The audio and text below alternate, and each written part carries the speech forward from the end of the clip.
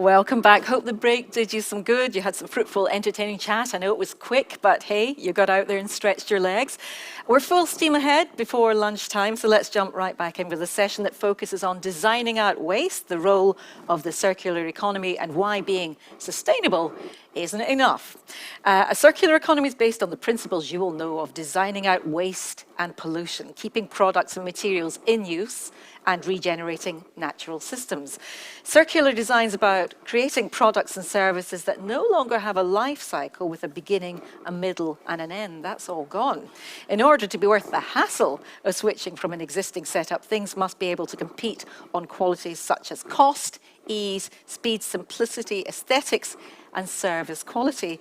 Now, Dian Kurniawati is going to kick off this session. She is the founder, president, director of PT Treaty, or Treaty, I think it is, Oasis, an Indonesian company engaged in some fantastic work tackling plastic pollution and focusing on recycling PET. Dian, I'm going to let you explain what that is because I can barely pronounce it. Polyethylene terra, you'll have to jump in and help me here. Hello.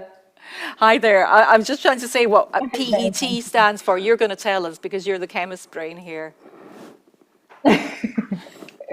Yes, basically the simple thing is if you know mineral water bottle, yeah, so that's the PET. Okay, we've got it from you. Thank you very much. Lovely to hear you. We've got a bit of a delay in the system. I hope you can hear us loud and clear as well. We are going to meet somebody else who's going to look at the future of design in the design profession. And we can think of nobody better to do that than Sarah Drummond, a design leader with an honorary doctorate from Glasgow School of Art, who is currently working on filmmaking and involved in quite a number of charities too. Really interesting stuff. A mental health one called Settle for young homeless people, a new field which teaches youngsters to use natural materials and new tech for a post-plastic world. Hello to you, Sarah. How are you doing?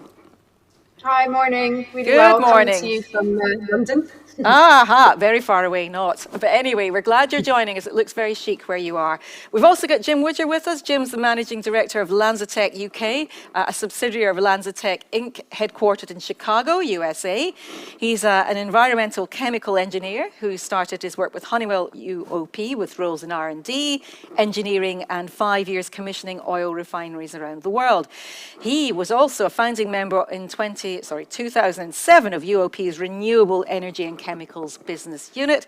An impressive CV, but cut to the chase. Jim recently joined LanzaTech to scale up the UK team and drive forward numerous projects based on LanzaTech's gas fermentation and alcohol-to-jet technologies. Jim, it is great to have you with us. Are you there? You are.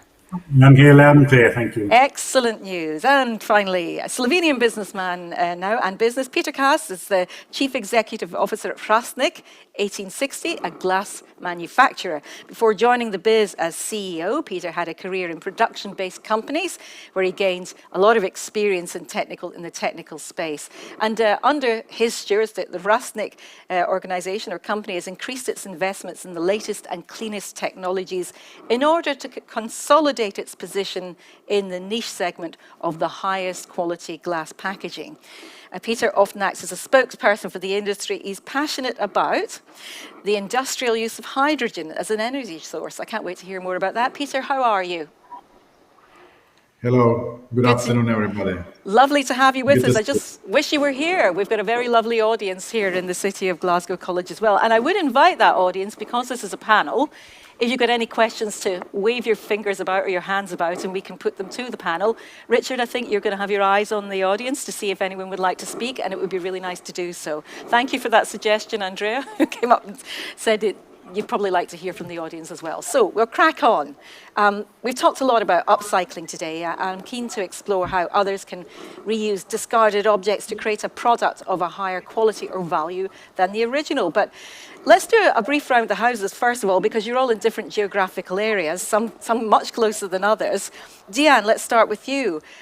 What's the situation like where you live and work in Indonesia? You know, how good is the situation there? Yes, Indonesia has been considered as the second biggest marine plastic polluter in the world. So it's not something that we need to be proud of. And however, the government has been really concerned and make a national action plan to improve this. And then basically few of our other contributors for this situation mainly is because the waste that is collected is still really low. And then the waste that is collected and also being recycled is also still really low. So all in all, like only 9 to 10% plastics that is being recycled currently in Indonesia. So there is still a lot of homework that we need to do in terms of the country itself. And then it's a good opportunity as well. And the problem is there, but the solution is there. It's just a matter of we need to do it right now. So that's what's happening in Indonesia. Your enthusiasm, because you seem to me, Diane, to be very optimistic that things can be fixed. Of course, yeah, of course. At least the first step is we need to recognize that the problem is there. So once we recognize, then we know how to resolve it. Absolutely. Let's speak to Peter in Slovenia. What's the situation there, Peter? Is it a better picture or just a different kind of bad? I would say it's different kind of bad. Absolutely, you know, the whole world is challenging with plastic residuals, and we are let's say focusing in glass production, which might be a good solution to reduce the plastic and to start using more and more recyclable materials. Thank you, Peter. I'm going to ask Jim now. Now, Jim, I don't know, where are you sitting just now? Are you in USA or are you based in UK just now? I'm just outside of London at the moment, yes. But the HQ's in Chicago, yeah? So do you know what Indeed, yeah. Perhaps you could speak, I don't know if you can speak to that, and just say, you know, we've got President Biden now, we've got a new administration. Do you get the impression in the mothership that things are changing in the USA as well, that the situation, at least people get the urgency of it now, and there is going to be action? I think so, most definitely. You know, from a US perspective, with the new administration, there's obviously been a turnaround, you know, a recoming to the table, which is, I think, welcomed by everyone globally. To have the USA to talk about climate change and how we're going to address it. I think we're seeing that message globally across all of our business at LanzaTech in terms of governments looking at you know, current emissions of waste gases, you know, emissions of materials that go to landfill or get incinerated, and how we can collectively find better solutions to make use of that carbon and keep that carbon circulating above ground. Rather than being taken out of the ground and burnt and released into the atmosphere. So definitely seeing a lot of positive change, and I think you know, many challenges exist, but I think there's a collective interest to do something about this issue, which is a good starting point for all. Absolutely. And I'm not forgetting you, Sarah, but I'm going to come back to you in a minute. But I'm going to go on with Jim for the moment. And maybe, Jim, you can tell us how LanzaTech is designing out waste and coming up with those positive solutions that we really need. Indeed, thank you. Yes, so we are an industrial biotechnology company. We are focused on carbon recycling and maximizing the value that we can achieve from the carbon that's available today, rather than the carbon that we take out of the ground. And we have a number of technologies that make use of that. Was mentioned earlier, our gas fermentation technology. This is where we literally take waste gases that are being emitted to the atmosphere from steel mills, from power stations, from any industrial source emitting CO2, CO, carbon monoxide, and hydrogen, and we literally feed that to a bacteria. And that bacteria takes in those gases and releases ethanol, liquid ethanol, from itself. And that ethanol can be used for transportation fuels. It can be used for conversion into aviation fuel, for sustainable aviation fuel, and it can be used in the chemical supply chain to make what we call carbon smart consumer products. So we're all about trying to take those waste gases and turn them into something that can capture that CO2, capture that carbon, and turn it into something useful. And more importantly, I think for this panel, at the end of the life of those products, the idea is that those things go back to the start of that process are gasified and fed to the bacteria again in order to remake those products once more. In the case of fuels, of course, you can use direct air capture to capture the emissions from aircraft and engines. So very much a practical example of how we're taking those emissions today, getting a second bite of the carbon cherry, and trying to make good use of that circular economy and these technologies. Beautifully elegant model as well. Deanne, for Tridi Oasis, recycling your plastic bottles, how is your company helping to improve the plastic pollution problems? You just give us an idea of the sort of things. We've just heard what Jim's innovative solutions are. What are yours? Yes, sure. So as what we are doing is we transform this plastic bottle waste into usable raw materials. And these raw materials can be used by our customers again to produce such any kind of product range between sustainable packaging and sustainable textile. And also, we're also contributing on increasing as well the collection rate of plastic pollution in Indonesia. Because right now, most of the plastic that is collected is by informal sector. So we work directly with them and then improve also their processes and so on. So then they can collect more and increase that collection rate. And before that, they don't know that this plastic waste is actually has a value and can create a cash or additional income from them. So right now they can do that because they know that this is a value. So the collection rate can increase, and then we help them to collect and also to recycle it and then give it back to our customer and create this circular economy. Are you seeing the impact of that already? Deanne, yes, sorry. Yes, of course. So, no, I was just going to explain to us, give us an illustration of how you see it actually working, and are people's mindsets changing as well as behaviors? Yes, slowly. So let's say we work with a local trash bank that normally they don't know that these local housewives, they don't know that they can collect their waste that they produce in their households and give to the trash bank and later on sell to us like a plastic recycling factory. So when we introduce this concept, they then right now can collect, and every week they can go to the trash bank and cash in the money, and then the trash bank can send the material to us, and then we can recycle. Another example that we just had another meeting before this session is actually we also collect multi-layer plastics or flexible plastics. And then a friend of mine who's running a school, they know that, oh, right now there is a value and Diane is recycling that. So the schools with the kids, they collected the plastics that they use for snacks and so on.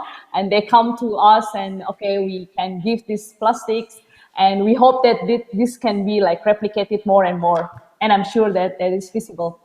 A wonderful idea, absolutely. Peter, let me turn to you in Slovenia. Hrastnik, how are you designing out waste to help you to become carbon neutral by 2050? What are you doing? The circular economy models and decarbonization often results in synergies. For example, increasing energy efficiency is intrinsically correlated to decarbonization. Increase of recycled raw materials results in lower fuel consumption for melting and etc. Hrastnik 1860 is planning several new decarbonization projects for a period of the next 5 or more years. Some have already been implemented in the past, like first B2B solar power plant in Slovenia, then decarbonization of melted glass using hydrogen, and installation of an oxy-fuel furnace and own oxygen production here in Hrastnik. Some are still ongoing, and some larger ones are being planned, such as the new greenfield hybrid low-carbon glasswork, the transition to renewable fuels and hybrid glass melting with green electricity. We are also planning the purchase and installation of additional renewable energy sources for generating high share of green electricity for self-supply, with the goal of becoming energy self-sufficient someday in the future. In the end of 2021, so end of this year, almost 50% of our electrical energy demand will be self-supplied by our own renewables. And Steklana Hrasnik, we are ready for the so-called green tech, and we are intensively decarbonizing and systematically reducing our environmental impact. Sounds like you're making great progress. That's good to hear. Now, let me turn to Sarah, our designer.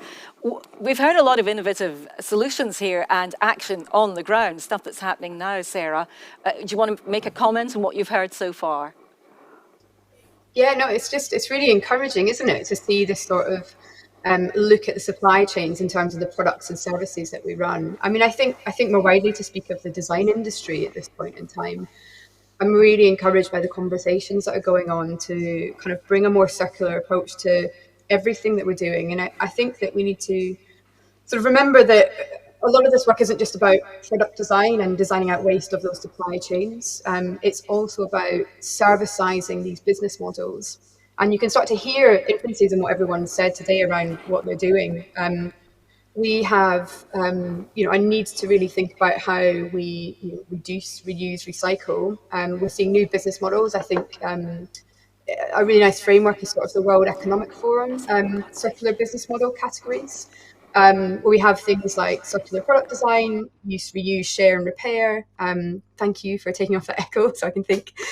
Collection and reverse logistics, and sorting and pre-processing. We're sort of seeing new servicizing of business models needing to kind of happen around these new sort of circular supply chains. And that's a job in itself. People, my job at Snook for 12 years really was to help organizations design services to meet user needs. So that's something that we can't forget in this, that the services that go around these circular new kind of business models really need to be designed. And I'll pause there for... Yeah, there's so much to touch on here. I'm going to come back to you in a second, but I just want to give the audience an opportunity. If anyone's sort of heard anything that their ears pricked up and they wanted to ask a question of the panel, is anyone feeling...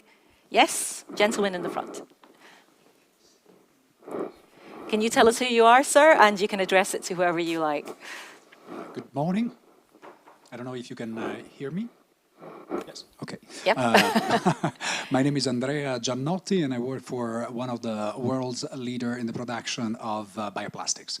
I have a question for Diane. I just wanted to know what kind of technology you're using to transform, to process this plastic waste. Is it sort of like pyrolysis, or what kind of, is it a mechanical kind of trimming? And just, the word to you. Thank you. Diane, a question for you. Okay, thank you. So what we are doing right now for the plastic bottle or PET recycling is we're using mechanical recycling. So at the moment, we still produce the recycled PET flakes. However, we are on the track to also improve our product to be able to produce for food grade bottle-to-bottle quality. So it's a mechanical recycling and it's for recycled bottle-to-bottle food grade. So it's a PET, correct? Yes, it's a PET. Yes. Are you happy with that? Are you happy with that? Is there anyone else with a question, or are we all? Yes, there's another lady here with a question. Let me push that over to the panel. Who are you going to ask the question to, first of all? All of them, really. It's just a general question. General question. And you are? Sorry, tell us who you are. I'm Andrea Rennie. I'm the marketing manager at Vango. We produce tents and awnings and camping equipment. We've recently launched, for the second year, quite a large earth collection, which is made from recycled fabrics. My question is, when do you think that the materials for recycling will come down in price? Because obviously that is a bit of a barrier for a lot of companies to produce recycled materials, products made from recycled materials. It's a good question. I don't know which one of you wants to answer that. Jim, do you want to take this? Sure, yeah, so great question. And it's always the challenge as we move to renewables and sustainable products is getting the economy of scale and therefore the price competitiveness. I think we've taken the approach with our technology, first of all, that we try not to reinvent the entire supply chain. So when I talk about our bacteria making ethanol from waste gases, from direct air capture carbon, or indeed gasification of municipal solid waste, that ethanol goes into the existing supply chains for making the consumer products we're talking about. So, for example, a little bit of chemistry, if I may, the ethanol is turned into ethylene. That is then a precursor to either going into PET to make plastic bottles and packaging. It's a precursor to going to MEG and to polyethylenes for fibers, and indeed also into surfactants for other products. So firstly, I think the challenge is to try and reuse as much of the existing supply chains as we can, rather than reinventing and reproducing large factories for those. And I would say that to answer your question directly, I think given the access to waste feedstocks that have low value, in some cases you can be paid for taking, in certain countries, the municipal solid waste. Some of those products are already getting cost competitive with their existing incumbents. We've made plastic bottles for L'Oreal.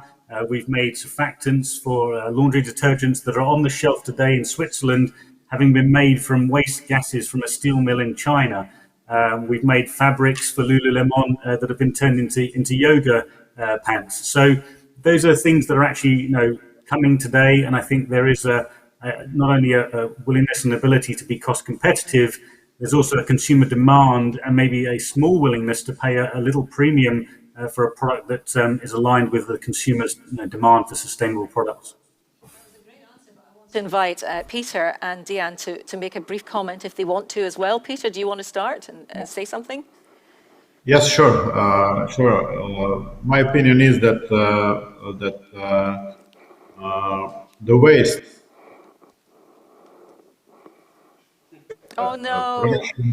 Peter, can you start again? We had a bit of a dropout there. Let's persevere and see if you can start again, and we'll see how we feel. Yeah, sure. Regarding the recycled material and prices of recycled material, my opinion is that we have to boost the collection rate to have more waste available on the market than there is demand. So when the amount of waste will be larger than the demand, the prices will go down for sure. It's economy. And it will boost also the reuse of the materials. Peter, thank you. Deanne, do you want to jump in? Yeah, sure. I agree with Peter, because it's at the end of the day, it's economy. It's a balance of supply and demand, and right now it's just the demand is way higher than supply, so that's what drives the price.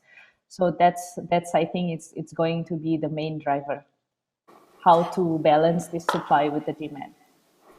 Thank you, panel, so far. We all agree sustainability has been the big goal to date, but we may have to think even bolder to go into difficult areas. But I'm going to bring in two more buzzwords here. And Sarah, you'll know, again, it's the lexicon of this whole climate challenge and climate change that can be quite bamboozling as well. But terms like regenerative, I'll say that again, and restorative. Can you explain what we're talking about here, what you understand it as a designer? Definitely. If you let me have just a little small rant for a second about the economy, and I can lay on where the regenerative comes from. So I have a real problem actually with the word sustainable. The way we measure progress cannot sustain itself on this planet. We don't have an endless amount of resources. And if you go back, actually, just a little quick history lesson to where the term GDP came from. This is all built on, if you haven't read the book, Donut Economics by Kate Raworth, I implore everybody in the audience to read it, because it's fantastic explanation of the flawed economic model of GDP. But this was something created by a guy called Simon Kuznets, built on a kind of a lot of hundreds of years of thinking about how we measure the economy, particularly in the US. And just after the Wall Street crash, we came up with this sort of figure for us to measure ourselves in terms of growth. But that growth didn't consider that we only have an infinite amount of resources on the planet. So the way in which we measure ourselves is ultimately flawed. So to have a kind of concern with sustaining ourselves in the current economic and lifestyle models that we live in, I just don't think is enough. So some of the work that's going on around the discussion of regenerative design is about reinvesting back into the earth. And regenerative is a very ambiguous term, but if you want to kind of read an excellent report about it, the Royal Society of Arts have just released a report on regenerative design and what we mean by the term. I tend to think about reinvesting back into nature, into biodiversity, and really stepping further than saying we've got just a climate emergency and a climate crisis around carbon and meeting our net zero objectives, that's not enough. We've got to reinvest. And some of the work, if you want to think, if I give you an example of regenerative design, one of my other side hustles is I'm a board member of Loch Lomond and Trossachs National Park, which hopefully if you're visiting Scotland, you get a chance, you might be able to visit if you're here for COP26. It's a beautiful landscape. But we have lost, I mean, across the whole world, but in the park, we're measuring the biodiversity loss at the moment. And whilst we're on a mission at the park to become net zero and reduce our energy consumption, rethink how our websites are hosted, all of this stuff that's super important. We're also now needing to look at how we reinvest back into our peatland restoration, how we look at natural flood defences, how we increase our pollinators, because as a man-made designed set of activities over the last many hundred years, we've damaged that. So regenerative design is really about restoring that. And I think a lot about learning from particularly indigenous ways of living back in the past before we colonized most of the world. So it's a very ambiguous term, but I think it means to go more than sustaining, more than just, this net zero approach. That was a lovely, I like the rant. It was very, very productive and it gave us a lot of areas to talk about. Jim, what are you picking up on from what Sarah said and this whole thing of regenerative coming into the mix? Basically doing things different. It's not just good enough to be sustainable anymore. Most definitely, and I think what Sarah talked about there is extremely pertinent to the way we set up these new technologies and these new supply chains and try to solve the problem. We're trying to solve many things with one fell swoop, and one of my colleagues has likened it to a Rubik's Cube that fights back. So we've got to be very clever in the way we do this. So it's not just about the sustainable approach, and of course doing a life cycle analysis of your product is very critical. How are you better than the next best alternative? Looking at regenerative design for sure, but also the socio-economic impacts of what we're doing as companies as well. And so, particularly in the role that we take at Landsec, is trying to look more holistically at our technologies and our approach to deploying projects, with partners, is to make sure we're looking at feedstock flexibility, so that we're building technologies that have the flexibility to take different feedstocks and try to improve that sustainability and that regenerative approach over time, and also make sure we're positioning our technologies and our factories in areas that are going to bring positive change to that local environment. Whether we're looking, in my local case, at opportunities in South Wales to align there and help bring jobs and more production capabilities to that region, or indeed looking at areas in India where we're deploying projects as well, using local biomass and local collective farming to bring benefits to the community. So I wholeheartedly agree with Sarah's approach. Ask our audience here if anyone would like to comment on that specific aspect before we turn to somebody else for their views. No, we're all quiet at the moment. We might come back to you in a minute. Let me ask you, Peter, again, where does the regenerative, restorative, where do those words come into the mix for your business? Because it is not just about sustainability. Sure.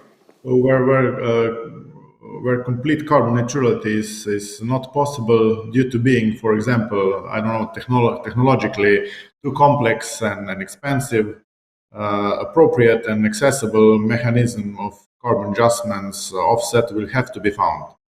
And they should help other sectors to support the industrial sector. And in instance of such an adjustment is afforestation in the land use and forestry sector, which enables a negative carbon footprint as a compensation of emissions from high temperature treatment processes.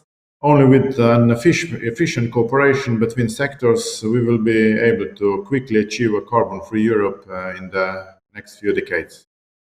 Thank you, Peter. Deanne, what are your thoughts on this?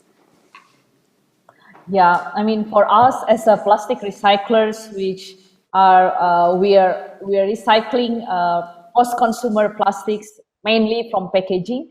So I think this is like everyone's problem. So it's not only the society problem and or us as a recycler, but or a manufacturer or the brands, or also the government problem. So this is everyone's problem. So we need everyone's solution. So definitely we need work together from the government and then the brands itself who's designed the packaging, and then also the civil society who's like with the social behavior, how to throw the waste and so on, and us as recyclers. Because at the end of the day, it should be hand in hand from the whole value chain. So the simple example, like what happened right now for mineral bottles, like for us.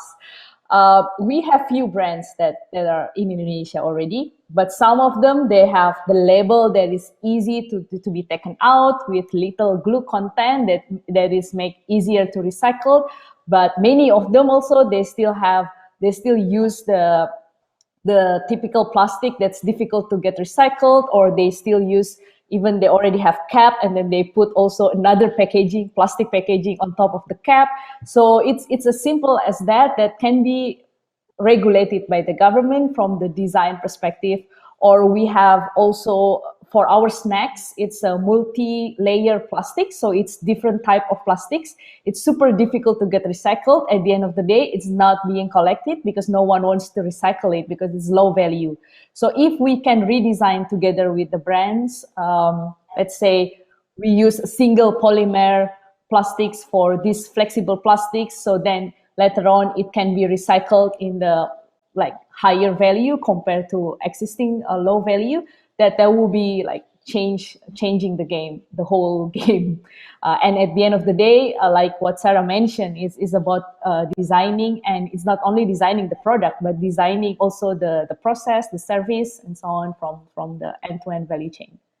Well, let me ask you, because in your opening remarks, you were optimistic, but you're also very realistic about the challenge, Diane, that faces you in Indonesia.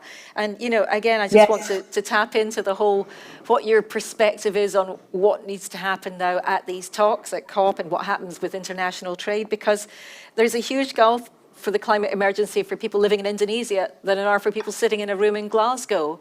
And there's an urgent need, there's a real imperative driving what you need to do.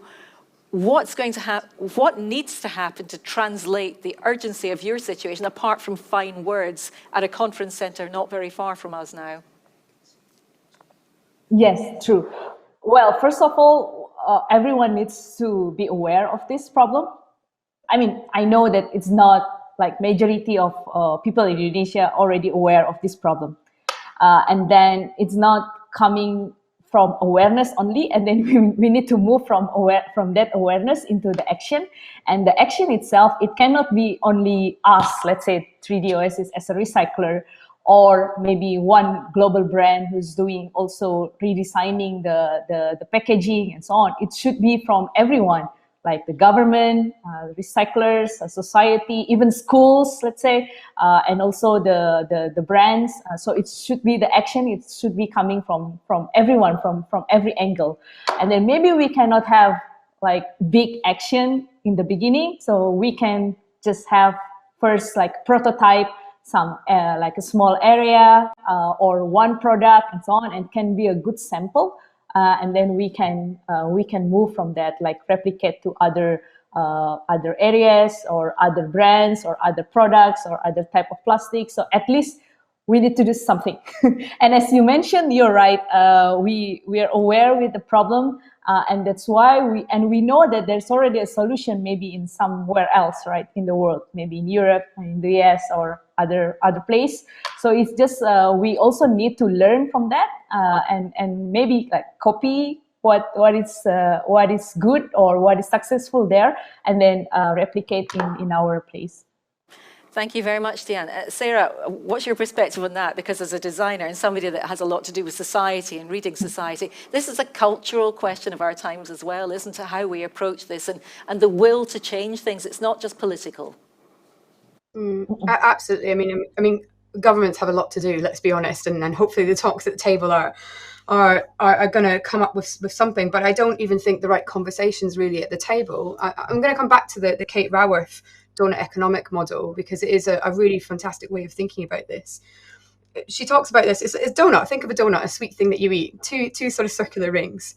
And one of the outer rings being essentially the ecological ceiling of what we can really temper with going towards in terms of like ozone layer depletion, the acidification of our oceans, air pollution, etc. And think about the inner ring as a kind of social foundation. So elements like, do we have access to clean water, education, gender equality, housing, all the social good stuff that helps us to thrive as human beings, not just survive. And so, Claire, you're right in a sense. This is a question over time about what will it take for human beings to thrive in harmony with the rest of the world out there, really. And we're going to have to rethink how we design lifestyles. And that's a really, really challenging and tricky question in terms of, as I said earlier, the economic model, because we want to, in order to survive in a capitalist world, we need to sell more stuff, make profit, make GDP as a country a measurement. And fundamentally, we're going to have to redesign financial institutions and models, our economics, how we live, our supply chains, our local commons. Everything needs to be reconsidered. And that's, I think what Diane was alluding to, is that this is a systems problem. And that's immensely difficult for designers to be facing up to that when they're being asked to design stuff in the world that they're going, this doesn't feel right because I'm just making more stuff to make more money. And is that really going to help people thrive? So not to come across as your sort of communist hippie on the panel here, because I'm very pragmatic with this in my consulting work. But it's a question of our lifetime, really. And what you're listening to this, Jim, and I'm thinking, it's a systemic problem. It's not just about what you do in an industry. It's about what society does with that and what your customers are telling you they want, isn't it?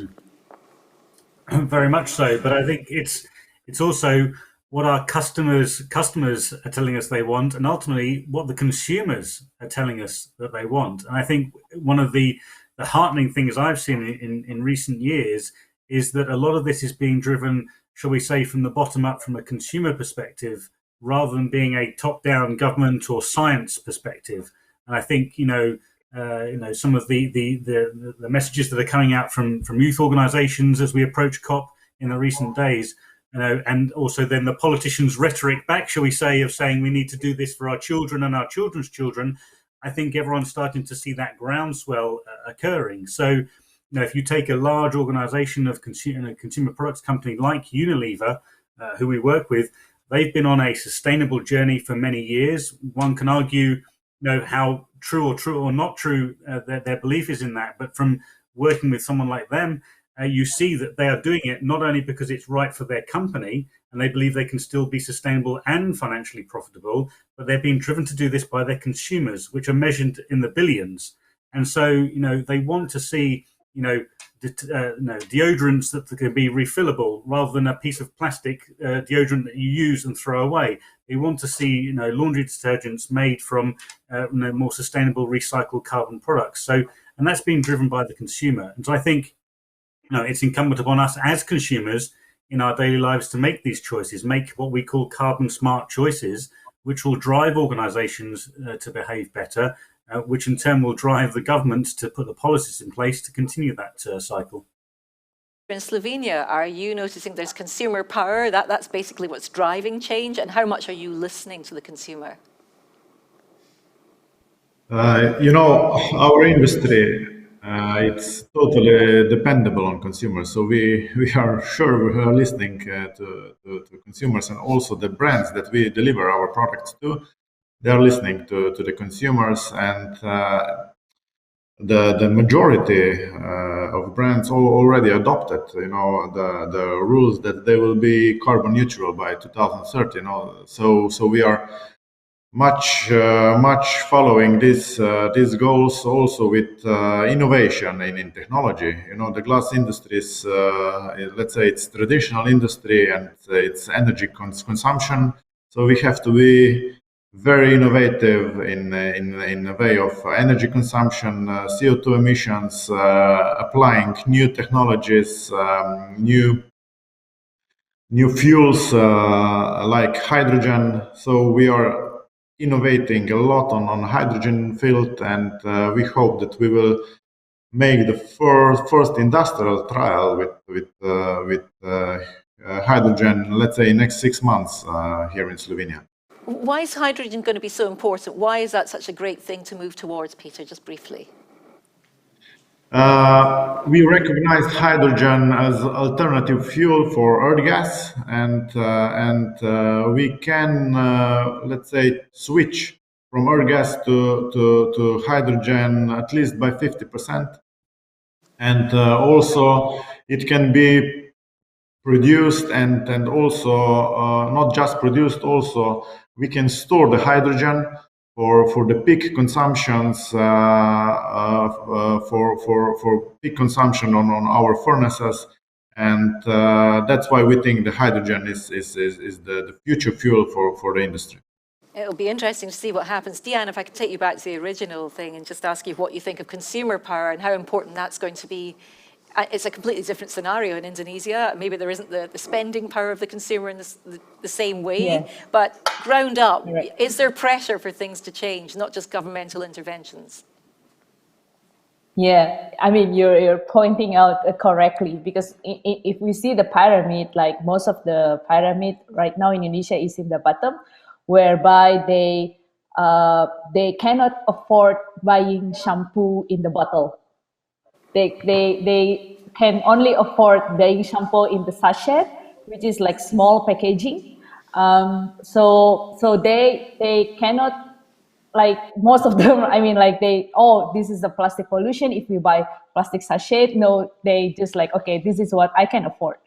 And then also from the company's perspective, those brands, they need to transport the materials to, like, from the east to west Indonesia with the islands and so on. So it's much more like cost efficient. It's using that plastic sachet, and also with keep maintaining the margin and so on. So right now, how to design, the challenge will be how to design also the product, the system, the collection of the waste itself, to balance that plastic pollution, but also still economical for both consumers and also the brands. So I think that will be the next challenge. And then the other one is more on the collection itself, the waste collection. Right now, they don't know that this can be polluted, and also the waste infrastructure itself from either government or private is not yet like fully implemented. That's why the collection rate is still low. So that's the thing that, I mean, us 3D Oasis can play around, whereby we can increase the collection rate for this plastic waste. For the consumers itself, yes, right now, I mean, really right now, maybe even for the next 2 years, is still on the pricing sensitive. So as long as the price is cheaper, then I will buy the product. Like, I don't know whether this can be refilled, or it's less pollution, or even recyclable. They don't really care. I mean, most of the pyramid in Indonesia. But if we talk about like a big city like Jakarta, that's already some movement, thankfully, in that area. So they already have awareness on that and so on. But however, if we talk about the big population of Indonesia, so right now, how to design this waste and product and the lifestyle and the system that can cover majority of the population. Well, we're nearly at the end of our panel, and there's a lot more to discuss, but I want to end by maybe asking you all to sort of think about, regenerative design and going beyond sustainability. And let's be optimistic here, guys. Let's paint a picture of what we stand to gain if we get into that mindset more than sustainability, regenerative, restorative. Maybe I'll start with you, Sarah. You can wave your communist flag or whatever you call it. I was just reading a communist manifesto for economics yesterday, so it's in my head. I mean, I'll leave with something short, because I know we're short of time. I really like the 7th generation principle, which is an indigenous principle asking about the effects of your actions today, what they will have impact on 7 generations in the future. And I just think that's such a wonderful and ancient piece of wisdom that's been in our society for a very long time. We've just not really capitalized on it. So I think we need to think about that. What will our actions today, what will all of us as designers, because all of us make design decisions, not just professional designers, what impact will that have on 7 generations time, and what can we do about that? How can we better connect, build relationships, and see the interconnectedness between what all of we do to find better ways of doing what we do today. Thank you so much, Sarah. Jim, let me ask you that. Yeah, I like that that idea from Sarah. I'm going to have to make a good note of that. I think one of the things that I think about in terms of the vision for the future is also we've got so many great ideas, and I think there's 2 points to raise very briefly. One is we need all solutions. There is not a silver bullet for this problem. We need all solutions, all markets, all countries, all industries, all people working together and adopting many different things. And I think the other thing that I use with caution is let's not let perfect be the enemy of good. We've got to find solutions today that we can deploy today that make a positive incremental difference to climate, and keep evolving them, keep improving them until we can get to the total utopia of net zero with perfect technologies. Because technology deployment and development and redesign takes time, and so we need to get started. I think everyone's clear, and just keep making the better steps each time we iterate. Thank you, Jim. Peter. Yes, I agree with Jim that we need solutions. We need solutions to bring a business to, let's say, to a different space. And reinnovation approach with the support of shareholders and stakeholders in the company is possible. However, as mentioned before, maintaining the balance between keeping the momentum of reinnovation and profitable growth is expected, and it will be a challenge in the future. So technological innovations will be key importance in the coming years. Thank you, Peter. And the last word to you, Deanne. Yeah, agree with everyone. Just concluding all the comments. So I think, first of all, we need to work together because this is our everyone problem. So we need everyone's solution. We need all solution. And then, yes, we don't have enough time, we cannot delay anymore. So the important thing is not to waste any more time. So just do it right now. And like what Jim mentioned, we can iterate just like when we design the product, right? We cannot have one trial and it's perfect. So we need to do something. And then if it's not perfect, just reiterate. It's still way better rather than do nothing. I'm feeling very optimistic now. Lots of innovation, lots of solutions, lots of possibilities. It's not as bleak as we think. Thank you so much. The wonderful panel, Jim, Deanne, Sarah, and Peter. We're going to have to leave it there, I'm afraid. Thank you, guys. Wonderful insight. We're going to take a lunch break. You'll be glad to know. Go and get yourself some sustenance and maybe some more networking opportunities out there, as I call it, just good chat. And be back with us, I think, about 12:30. Are we having a slightly... Around 12:30ish, if you could aim to be back here with us. Continue to eat and listen at the Green Finance session too, if you're with us in person.